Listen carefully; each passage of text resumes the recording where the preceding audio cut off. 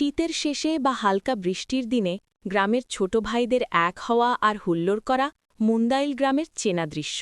যান্ত্রিকতার এই যুগেও জয়পুরহাটের খেতলাল থানার এই ছোট্ট গ্রামটিতে এখনও বেঁচে আছে দল বেঁধে চড়ুইভাতি বা পিকনিক করার সেই আদিম আনন্দ।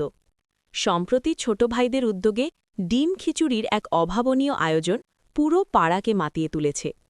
ছোট্ট ঘরের কারুকাজ। পিকনিকের সবচেয়ে আকর্ষণীয় অংশ ছিল তাদের তৈরি ছোট্ট ঘরটি।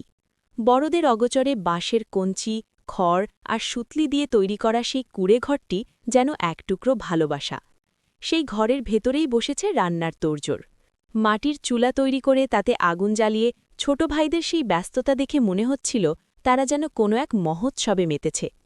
কলার পাতায় ডিম খিচুড়ি। পিকনিকের মেনু ছিল সাদামাটা কিন্তু স্বাদে অতুলনীয় ডিম খিচুড়ি। ধোয়া ওঠা গরম খিচুড়ির সাথে ভাজা ডিমের ঘ্রাণে চারপাশ ম করছিল। আধুনিক চীনামাটির থালা বা প্লাস্টিকের প্লেট নয়, তারা বেছে নিয়েছে প্রকৃতির দান কলার পাতা।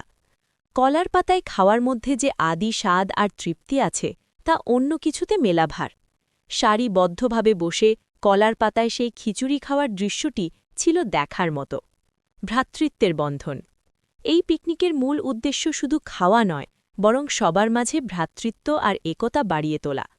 ছোটরা নিজ হাতে সবজি কাটা থেকে শুরু করে চাল ধোয়া সবই করেছে পরম উৎসাহে। কেউ খড়ি কুড়িয়েছে, কেউ পানি এনেছে। এই ছোট্ট ছোট্ট কাজের মাধ্যমেই তাদের মধ্যে তৈরি হয়েছে এক গভীর বন্ধুত্বের টান।